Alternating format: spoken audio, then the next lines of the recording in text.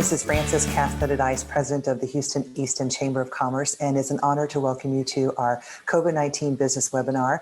We're very honored to have back, by popular demand, Juan Rojas, who is the Digital Marketing and Sales Consultant for Houston Press's VDigital Services. Hello, Juan. How are you today? I'm doing well. Thank you for having me again. You're so welcome. A Marketer's Guide to Organic SEO. And for those of you I know out there know what SEO stands for, search engine optimization. It's something that we all take for granted, but is so important for you, your business, for you personally, to get your job done. So I'm going to turn it over to you, Juan, and thank you so much. Okay, thank you so much for having me. And yeah, just to reiterate what Frances just said, search engine optimization is what we're going to be talking about today, specifically organic SEO. So the last time I was on, if you were able to join us for the last time, then hello again. And if this is your first time seeing my face, then my name is Juan Rojas, and I'm with VDigital Services, which is a part of the same company as Houston Press. Last time we talked about what's known as local SEO, which is optimizing your Google My Business listing. We're going to be talking today about optimizing your website to come up in Google searches. And rank better for different keywords and get more traffic, that kind of thing. So we're going to be talking about a few different things, what it is, how it works, and some tips that you guys can take home today. So one of the things that I always want to do is give you guys something that you can take home or back to the office and start implementing immediately. And if you have any questions, feel free to reach out to me anytime, or just put in a question here in the chat box. But we're going to be talking about what exactly is organic SEO, why does it matter, and what should you expect from our organic SEO campaign done well, what all goes into it, and then some best practices. Again, this is the kind of thing that you guys can take away today and go from there. All right, so first let's start off with what is organic SEO. So first, let's just talk about what is SEO. And it's search engine optimization, and it's simply the process of making your website and the pages within your website. There's a bunch of mumbo jumbo here, but basically what it comes down to is just setting up your website for Google to be able to see what's on it, right? And when Google's able to see what's on it, it makes it easier for Google to put you in the searches that actual people are doing that are relevant to what you do. So if you do a good job helping Google, the AI, the robot, understand what you are in the real world, then when real world people are doing searches for what you do, it's going to make it easier for Google to connect you with those people. And the more people that you get connected with, the more traffic you get, the more conversions you get. That's kind of the whole point of this, right? So, but when just looking at this slide, I mean, it's about improving rankings, it's about driving traffic, and increasing awareness of your business within the search engines. So obviously Google's the big one, but we also have to think about Bing and Yahoo. They're also big, just not nearly as big as Google. But that's what it comes down to, just making sure that your business comes up, is registering with Google to show them that you are a good result when somebody's searching for what you do.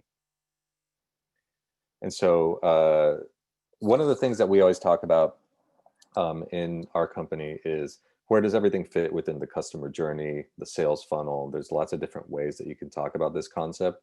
But what you're seeing right here, basically what you're doing is you're trying to reach people in different parts of their customer journey.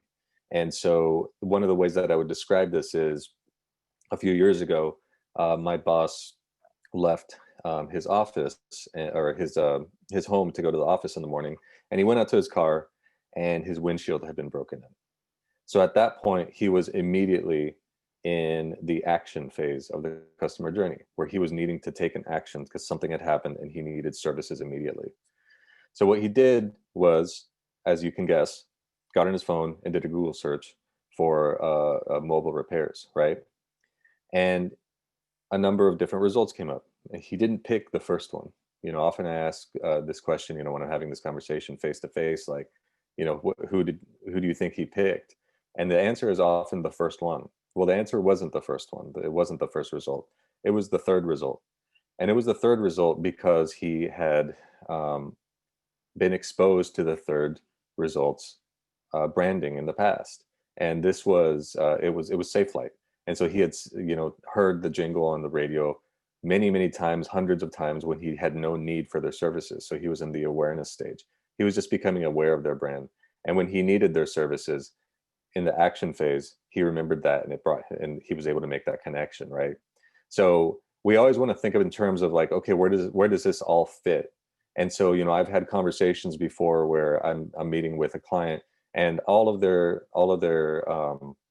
work is going into billboards or TV. Billboards and TV is very common, like, because they work, right? And so all of your efforts are going into those two things. But what they're missing is kind of the mid funnel, the interest, decision, and then down at the lower. So it's very common to see somebody doing a billboard campaign or a TV campaign or a combination of the two, and completely ignoring the rest of the customer journey. And when you do everything correctly and you fit everything together and it all kind of works the way that it should, then everything that you're doing up here in the awareness stage just works way better further down. And I have seen this time and again. It's like clockwork.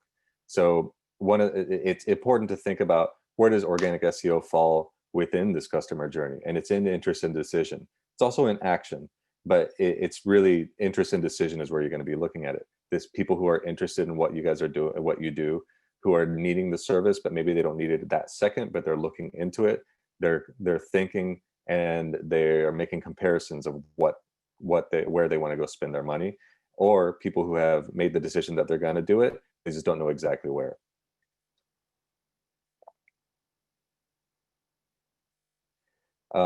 Another thing to think about, though, is we talked about it last time. So Google My Business. Google My Business is a really important part of the search engine results page. And what you're seeing right here on the right is a screenshot of a search engine results page. So Google My Business fits within what's known as the local space. So when you look at this search engine results page over here, there are 3 sections, right? At the very top, there's the paid ads. Just below that is the locations. And below that are websites. And these are referred to as the paid results, the local results, and the organic results. So local SEO, what I talked about last time, has to do with your location and your Google My Business listing. Whereas organic SEO is about your website and the content that's found on your website. Organic SEO is really about keywords being found, whereas local SEO is about categories being found on Google. And this is the difference. A category would be, for example, Mexican restaurant. That's a type of business. Organic SEO is about keywords. So this would be, things like best fajitas in town or best catering in Houston. Those are keywords. That's not a category. That's not a business category. So that's kind of the difference there. And I can dive into that. If you guys have any questions or would like to reach out to me one-on-one, we can dive into a little bit more about what that means. But basically, we're going to be talking today about your website being found for keyword searches.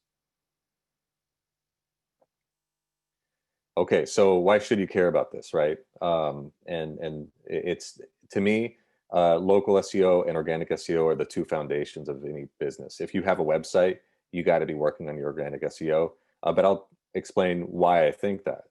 So, in the past, and I've been doing this now for going on 13 years. It's gonna be 13 years next month.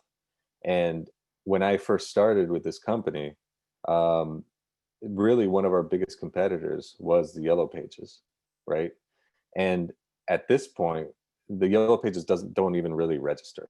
Like, they still have their place. It does matter in some sense, but I haven't used the Yellow Pages in many years. I don't know anybody who has. And it's not a knock on Yellow Pages. It's a different thing than it used to be, right? And so back then, that was the main resource for finding businesses. I mean, I remember doing that when I was younger. I would get the Yellow Pages and look for for the category that I was looking for and call one of those businesses. But that's not the way that business is done anymore. Now people use Google like that. People use Google to find new businesses. And think about how you use Google. 90% of the time when I have this conversation with somebody face to face, they're like, yeah, I mean, if I'm looking for a plumber, I'm going to go to Google, I'm going to get my phone, I'm going to do search for plumbers near me, or best plumber in Houston, or something along those lines. And it's going to give me a list of results, and I'm going to choose one of those. And that's the way that business is done these days. So that's why it's so important to work on your SEO, not just your local, but also your organic SEO, because you want to be in those results if somebody's looking for what you do. And just bringing it back to what I was saying before, like think about how you use Google. Think about how you pick up your phone or use your desktop. How do you find new businesses? How do you look for driving directions if you're looking to go to a specific place? How are you looking up phone numbers? It's through Google. It's through search engines, and that's why it's crucial for every business to pay attention to this, or to pay attention to it in some fashion, right? And so we're going to talk about how can you do that, right? And are you going to need help to do it? But you need to do it regardless, whether it's you doing it in house or you're using a company or an individual to help you. Somebody's got to be paying attention to this, and we're going to be going through a little bit more about why that is, especially today. So in this day and age, now that COVID has happened, organic SEO has become even more important for businesses. And there are a couple of reasons why. So for many businesses, even now as things open back up, absolutely things are opening back up. At the same time, the world is really closed up in many, many ways. And people are going to be using your website as your primary storefront by and large. Even though things have opened up, this is still the case, right? So the website has always been one of the ways that people have found your business and that's the first impression. But now it's more than just the first impression. It's still that, but it's also how they're going to be doing business with you. And so think about that. You want your website set up not only to be useful to when somebody lands on that site, when they're reading your content, when they're filling out your forms or whatever it may be, whatever functions you have set up on your website, but also how are they going to get there? And that's what you need to be thinking about when you're thinking about organic SEO. I mean, this of course has improved, but by April of this year, store visit conversions have dropped by 90%. We have seen that come up, right? I've seen it in our reporting that things are going this way. The pandemic happens, it drops, and then it's been slowly coming back up. However, people are not going to locations as often as they used to at this point. They're just not. And so you have to think about, well, where are those people going to be doing their business? And it's your website. Another thing to consider is that mobile traffic has dropped considerably. It makes desktop searches more important because people are at home. They're doing searches on their laptops or on their desktop computer, not on their phone as much, even though their phone is still mobile is still the number one source of traffic. It has decreased. So it's really important to pay attention to this stuff. Now, the final thing that I think is really important to touch on here in the context that we're talking about is there's pressure on you as a business owner, not only to have a website that's well set up to sell your inventory, to generate revenue for you, but also to support your customers, to inform your customers, to reassure them of the steps that you're taking to keep them safe and to keep your employees safe. These are things that people care about. I don't know if you guys remember, but if anybody was on the last presentation that I did, we talked about some of those changes that Google has seen in the way people are searching. And one of the things was, how can they support their community? And so it's really important for you to convey that as well, and to register on Google that you are paying attention to those things. So the way that you can take care of all this stuff is by working on your organic SEO. It builds credibility, it builds relevance, credibility to your customers, and it builds relevance to Google. And when Google finds that your content is relevant, it's going to show you to your customers, and then your customers can consume whatever it is that you have to offer them. But many steps have to be taken.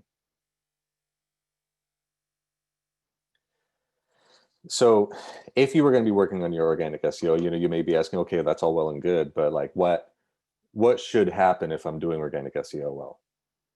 And there are a few things. Some of them are obvious, some of them not as obvious. But number one, you want to rank as high as you can in the search results for the keywords that make sense for your business.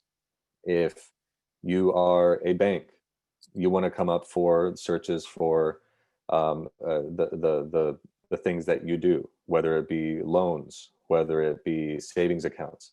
If somebody is doing a search for those things, you're going to want to come up. And so it's important to figure out, well, what are those keywords that make sense for me, for my business? Increase the number of keywords your web pages rank for. So it's not just that you want to rank high for the most important keywords. You also want to increase the number of keywords that you rank for. Are there keywords out there that your competitors are ranking for and getting traffic for that you're not? If you're not and they are, you can come up with a plan of, okay, well, how am I going to also rank for those? So you want to increase the number of keywords that you rank for, and then you can work on ranking more high on the search results for those keywords. But first you got to start registering, right? Then increase meaningful visitors and time on site. What this means is if somebody finds your website by doing a Google search and they see your listing there and they click on it and they go to your website, are they going to bounce right away and not do business with you? That's not a good visit, right? You want to increase the amount of times that somebody will visit your website, stay on there for a good amount of time, visit several pages, fill out a form, call you, whatever it may be, whatever it is that you need them to do. You want to increase the amount of times that happens. And there's a methodology and there's a way to do that, to increase that, how that would happen. Next, grow your site and brand to become an authority and trusted resource online. This is about your content. If somebody comes to your website because they think they have found you after doing a search, they want to be able to read the content on your website to see that it answers the questions that they were asking, the reason that they were doing a search. And if you do that, you're going to build credibility with that customer. You're going to make it more likely that that person is going to do business with you. Again, I would encourage you to think about, how do I use Google? Because I can tell you that I do this. If I do a search for something and I find a website that answers my question, I'm far more likely to do business with that website's owner, because they have answered my question. They have helped me with the problem that I have. And now I feel like, okay, well, maybe they can help me even more.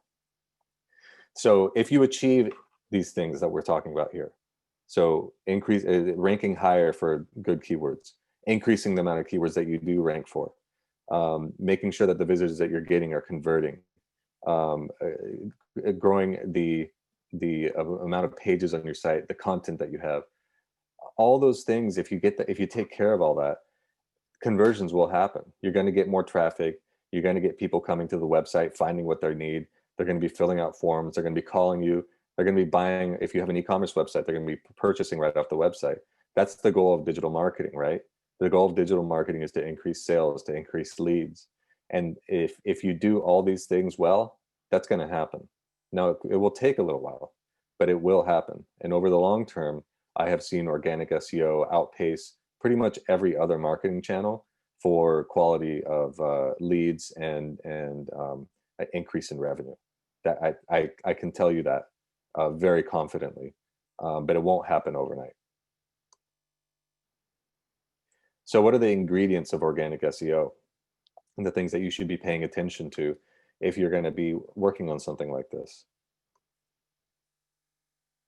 So the way that we break it down, there are four main things. Number one, just your website. If you have a bad website, then that's the first step, right? You need to fix it. Basically what that means, what does a bad website mean? If somebody comes to your website and it doesn't load quickly, they can't find what they're looking for, it's clunky, it's not easy to navigate, all those things are going to cause you to have bad SEO. It's just a fact, right? So number one, you want to make sure that your website is set up correctly, that you have a good user experience when somebody comes to the website. All these things matter. And if you get that set up, now you can start talking about, okay, well, what are the things that make up a good SEO campaign? Because now we've taken care of the first thing. Kind of basically like if you think about an automobile, if you buy a car, if the engine doesn't work, if the engine just is broken from the outset, then all the gas that you put in the car, the oil that you put in, all the brake fluid, everything that you put into the car to make it work better is not going to work because the engine already doesn't work. So that's kind of what you're thinking about here. But once you have that in place, though, there are three things: on-site and technical, content, and acquiring links. And all three of these things are really important. So it's very common to see, okay, well, somebody is doing organic SEO and they're for your website. Very, very frequently, I find that they're doing maybe one of these things. And that's great. That's important. You should be doing that. Where it really, really works, and the best though, is when you're taking care of all three of these things. And what do these things mean? So on-site and technical SEO, this has to do with a couple of things. The coding on your website is one. And the coding on your website is the back end of the website.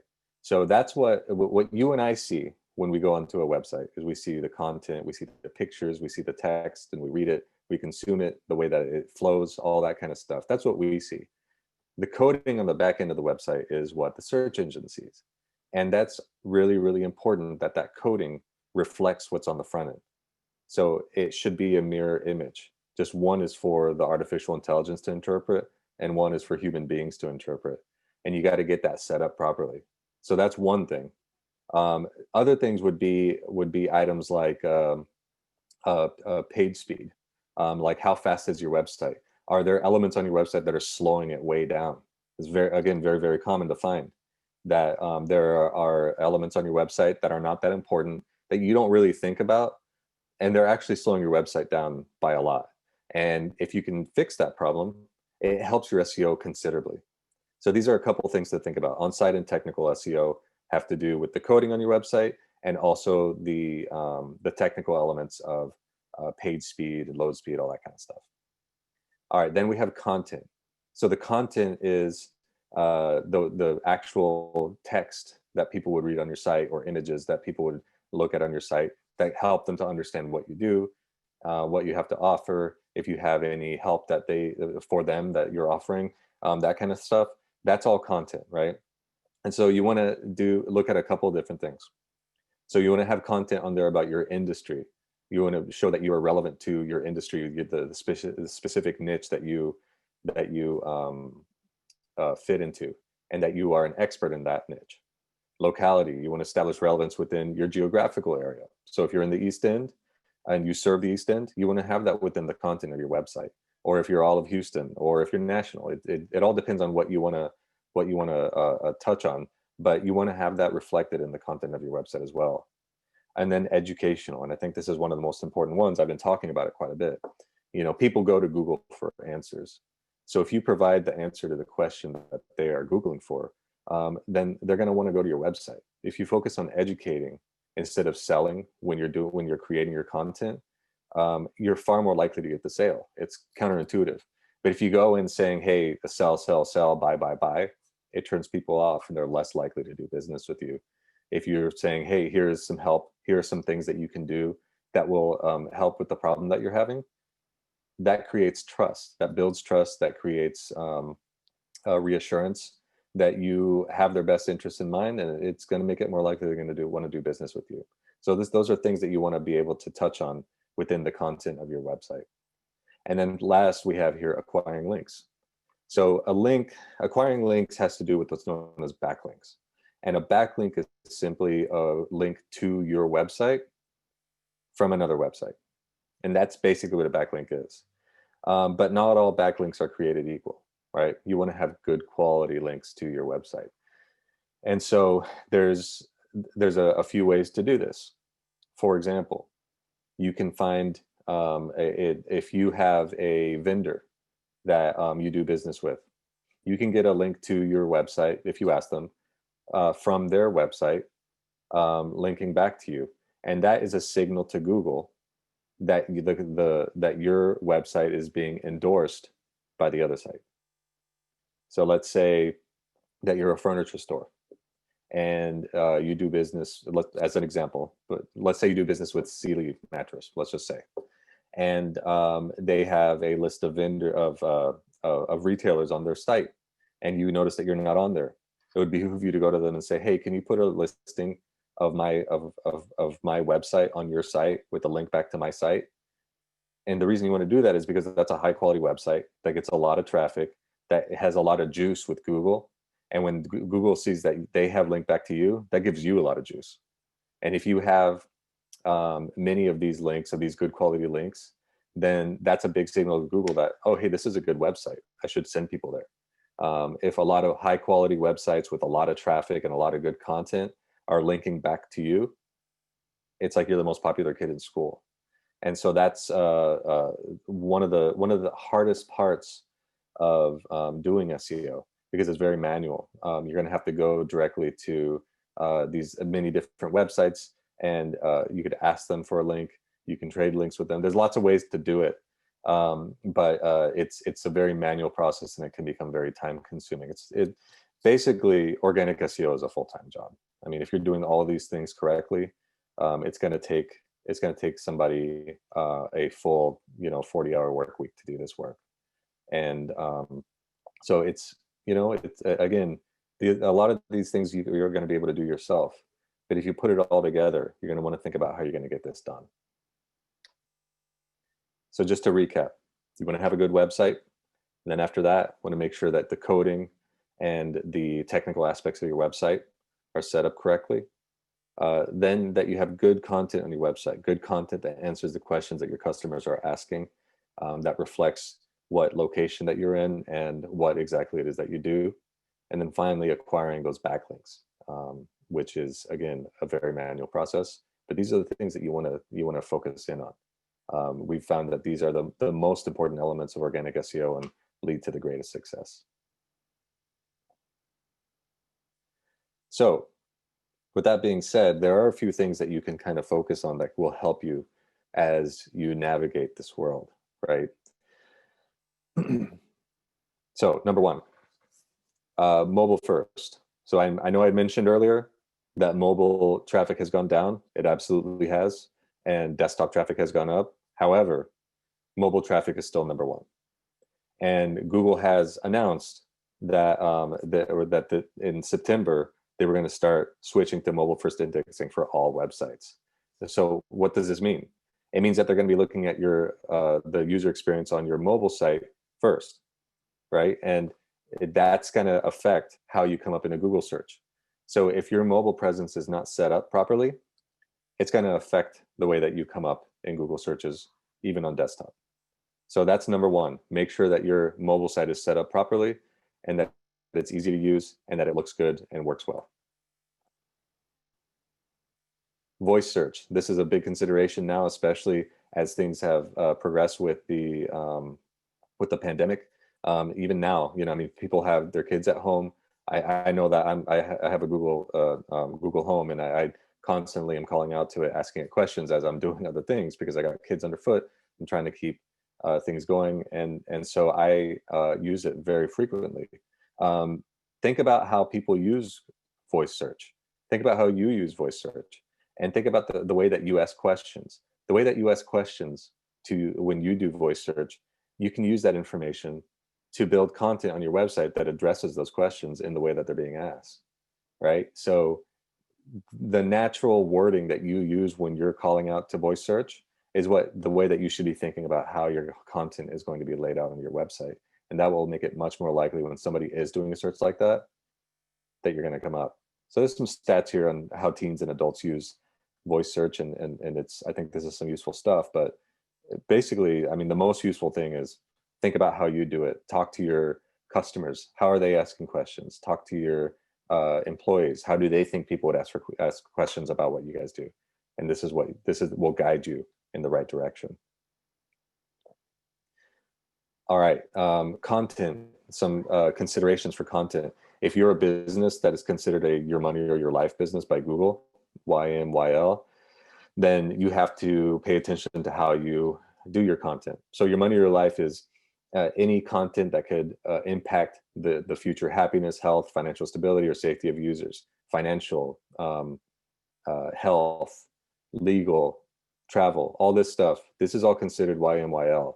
And when you're creating content from this point of view of YMYL, you're going to be needing to think about that this content needs to come from a trusted source, right? So it needs to come from an expert.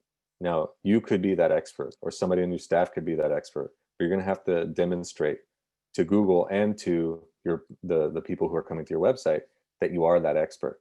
And so this is something to consider when you're creating this kind of content. And it can have a major impact on your rankings and your traffic. Another thing to think about is what's known as EAT. Expertise, authority, trustworthiness. So Google evaluates these factors when they're determining if a site's content is truly helpful to what a person is searching for, right? So you want to have enough content on there to satisfy the needs of a user. The content is expert. It is trustworthy. The most recent algorithm from May, it makes this even harder to do, right? So you want to make sure that the content that you're putting on there is really, really showing these attributes that are important to Google. The content posted on your site, we talked about this on the last slide, should be attributed to an expert, whether that be somebody that works for you or somebody else who is writing a piece for your website. And the site has enough information outside of that content that you linked to help somebody to make the right decisions about what they're trying to do. And basically user experience. I mean, user experience is what it all comes down to, and the page design. So you want somebody to be able to come to your website, have a good experience, find the content that they're looking for, know that it's coming from an authoritative source. And if they get all these things, it's going to help not only your customer to find what they need and to do business with you, but also for Google to see that, hey, this website is set up well and they're offering the right things. I will put them on more searches. That's basically what this comes down to. All right, so finally, we have here just some basic things that as a marketer you should be thinking about. And these are some things that you guys can do again today. Some of the stuff that we've been talking about is kind of higher level, maybe more difficult to do, a long-term kind of play, and something that you're going to want to think about and have a strategy for. But these things right here, these are things that you guys can probably take a look at today. So number one, you want to make sure that your website is set up with an SSL certificate. And this is a security certificate that Google wants everybody to have. It used to be only if you were an e-commerce site or if you had sensitive information on your site, that kind of thing. Now Google, and it's been like this for a while, Google wants everybody to have it. So if you don't have this, you should go do this today. It's something that you can do immediately. It's not hard to do. And it's very important, and it can have a major effect on your rankings. Keeping an eye on your backlink profile. So you can use tools out there. There's a few. Ahrefs is probably the most well-known, but you can look at using this tool, what websites are linking to you, and do you want them linking to you, right? And then you can also get a sense of, well, do I have enough, right? This is something that you're going to want to do kind of periodically, just to make sure that you have a healthy backlink profile.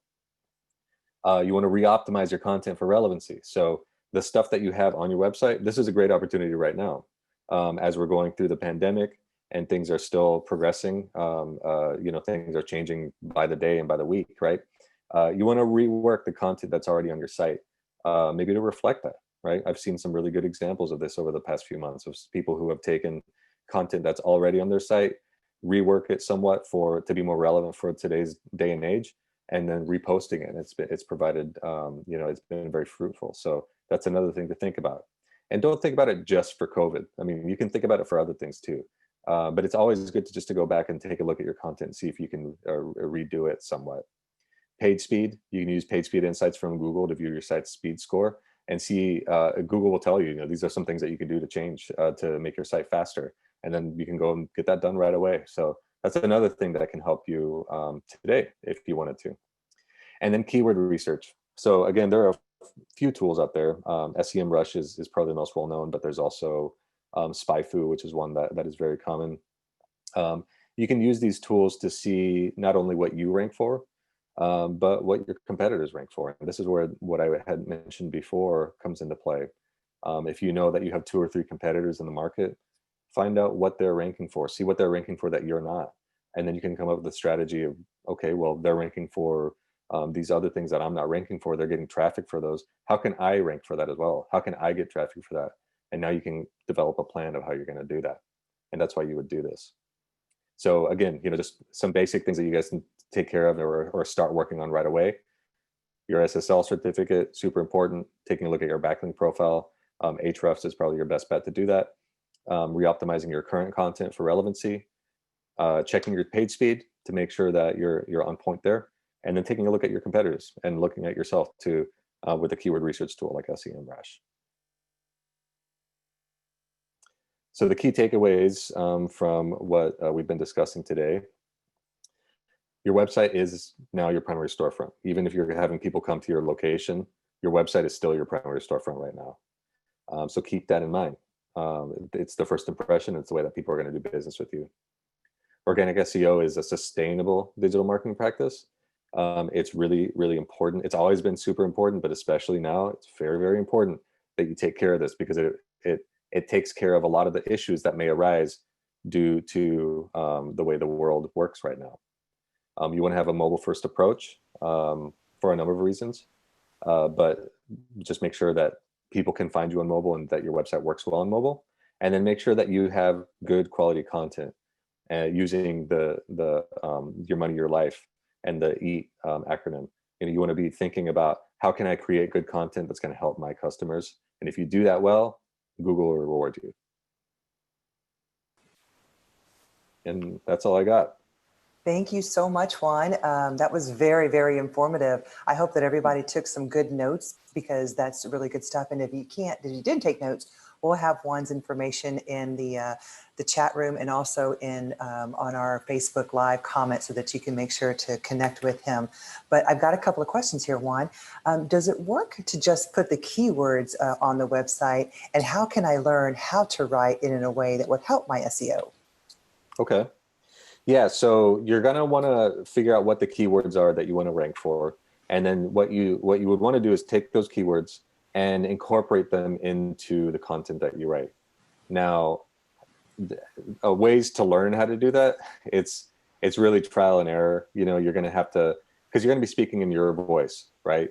But you are going to want to think in terms of probably mid-level content. So 300 to 600 words, just with you're going to want to think about, again, it all depends on what you do. So whatever you do, think about what people are going to be looking for, and then write something that would address the problem that they're having. And if you address the problem that they're having, incorporating the keywords that you want to be found for, then that's going to help you, right?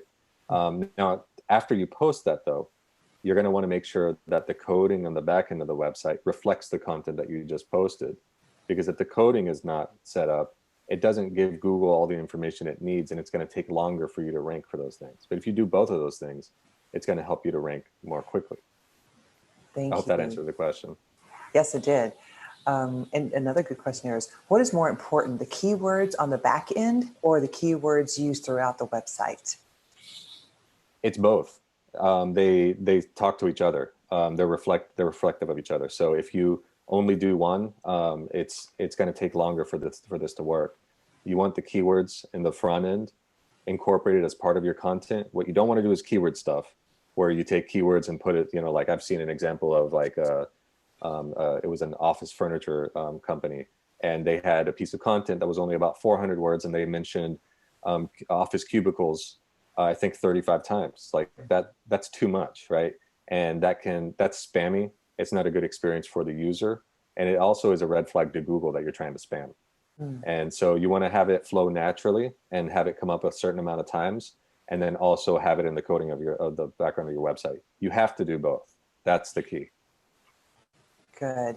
Another good question here is, the average time on our website is 2 minutes. What is the good amount of time you aim for, and what type of content makes people stay longer on a website? That's a great question. 2 minutes is really good. That's a really good amount of time. Generally, obviously more is better. But I would say, to a minute and a half, 2 minutes average, because it's an average number, right? So some people are going to stay longer, some people are going to bounce right away, and that's going to be reflected in your final number. But a 2 minute average time on site is good. What we would do if I was looking at a website and they had a 2 minute average time on site, we'd be coming up with a strategy of how we're going to increase that, right? That's a good starting point, but you want to do better than that. And so we're going to think about, well, what kind of content can we create that's going to do that, which comes to the second part of your question. What kind of content would help people to stay on your site longer? Now, it comes back to what I was saying before. What is the problem that your customer is going to have? Why would they come to you? And the content that you're going to write is going to reflect the answer to the problem that they're having. So if you're, let's say you're a plumber, you want to have content on your site that probably has to do, the best results that I've seen has to do with DIY, right? Like, so you have a leaky faucet. Well, here's how you do it. More likely than not, if somebody's doing that Google search trying to figure out, okay, well, here's how you do it, they're probably not going to do it, right? But it's going to take them to your site. And then at that point, they can say, okay, yeah, I actually want somebody to do this for me. And they found the information from you, then that's how you're going to get them to convert. But one of the things you also want to think about is that when you create content, you don't want it to just be standing alone there. You want to have links within that content to other pages of your website, to your homepage, to your services page, to other blog posts that you may have written. And why would you want to do this?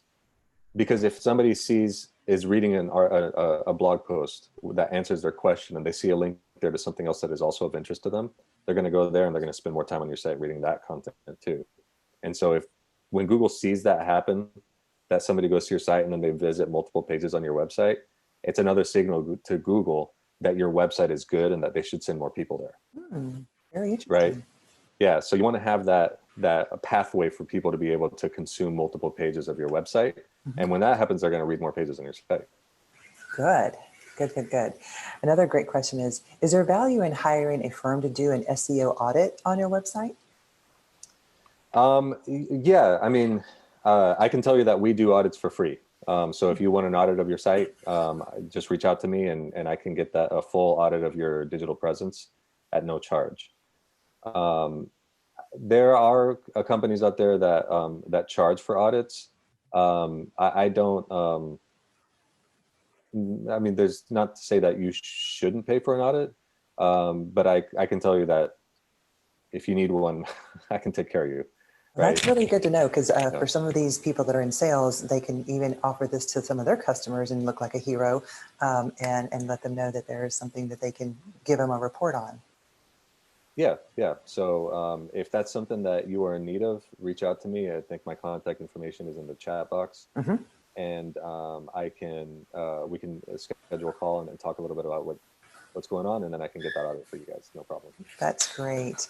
Another great question for small business owners who don't have the resources to hire someone to only manage their SEO. What could be some of the tips that you would do to maintain SEO? Well, number one is get educated about how it works, right? So I would do a couple things. There's a website called Search Engine Land. It's searchengineland.com. I would go there. I would sign up for their newsletter, their email newsletter, and I would just read as much on their website as you can about whatever it is that you are needing. That's an excellent resource. You will learn a lot if you spend some time on there. It's called searchingtheland.com? It's Search Engine Land. So we'll type that in the chat room too. Yeah, that's a great resource. You can also look at marketing, what is it? Yeah, marketingland.com. That's another one. But Search Engine Land is a great starting point. So number one, I would get educated on some of this stuff. Number two, I would probably get set up with either SEMrush or SpyFu, so that you can start looking at your competitors. Never knew these organizations. Yeah, these are a couple of tools that you can use. They have free versions. The paid versions are not expensive, and you can get a lot of information from there. And then third is just start thinking about, how am I going to create this content? Right. So content is the most important thing, because everything else, the other two elements, those kind of point back to the content. The content is what somebody's going to read when they go to your site, which is the end goal, right? You want somebody to go to your site and read. And so you want good quality content. You're going to need to find a source for that, whether you can do it or somebody else does it for you. You're going to need to get that set up one way or another. And during the presentation, you mentioned about if you go to someone's website and it takes a while for them to come up, you kind of lose interest. So how can someone find out how fast they are on their website? So there's a few ways, but if you go to Google and you do a search for paid speed, Google paid speed test, it'll show you the the tool that Google offers. You can just click over there, put in your website, run it, and it'll tell you your website is this fast, it needs improvement, or it's perfect, whatever it may be. And if it needs improvement, it'll give you examples of like, these are things that you can fix that would help that problem. And is that a free It's free. source? Mm-hmm. That's very Yep. good to know. And then I've got one more question here. Is a blog the best way to have content, or EAT? I don't even know what EAT stands for. How else besides a blog can this be met?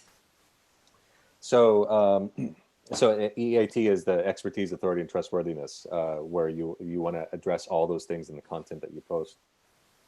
So a blog post, in my view, is the best way, but it's not the only way, right? So one of the things you might want to do is look at your website, take a look at the main services pages, the homepage. I would probably start with the homepage and take a look at it and say, how much content is actually on the homepage? And is there a lot of good information on here about what I do? And if there's not, if it's just a very basic, just like a page with a few pictures and, you know, maybe your slogan and your name, address, and phone number, that's not enough. You're going to want to put on your homepage exactly what you do. And I would start there. Then look at your services pages, see if they need to be built out. Do you have full information about what you do on your services pages? Do you need to add services pages that you don't have on there? And do that first. Then I would take a look at the blogs. But over the long term, the blog post, that's where you're going to have content on an ongoing basis. So yes, that's the best place to create new content, because you want content every month. That's the key, is creating content every month. And when you create content and you alert Google that you just posted content, Google then recrawls your entire website all over again. So every time that you post content gives Google another opportunity to see what's on your site. Wow. This is so helpful, Juan. We're so grateful to have you. And for those who don't remember, Juan is an East End resident. He lives in the East End with his family, and we're just so grateful to have you as a neighbor and give us this amazing advice. So in closing, are there any thing that we forgot to mention that you just thought of, or any other words of encouragement for people that this may be something new to them and they're maybe afraid to tap into? Yeah, I mean, organic SEO is not easy to do. I mean, I will tell you that. It's hard to do. It's a big job, and it has a lot of moving parts. However, anybody can dive in and start trying to understand this stuff and start trying to improve some things. Maybe you can't improve all of it. Maybe you can't hire a company like ours to take care of the whole thing and just get everything done, right? But maybe you can do a piece of it and start dipping your toes, trying to improve things slowly. I mean, that is possible, and that will help. Obviously, if you can get it all knocked out at one time, that's better, right? But there are things that you can take, the things that you can do, steps that you can take that is going to help you to do this. But first thing I would say, get educated about what everything is, and then everything will flow from there. Wonderful. Well, thank you so much, Juan. We're having you back, I think, next week for part 3 of your amazing business webinars. Everyone, please make sure that you register for that and connect with Juan and see how he can give you, especially that free report on your speed, etc. So thank you so much, Juan. You have a great day, and we'll talk to you soon. All right. Thank you, everybody. Have a great day. Bye-bye. Bye.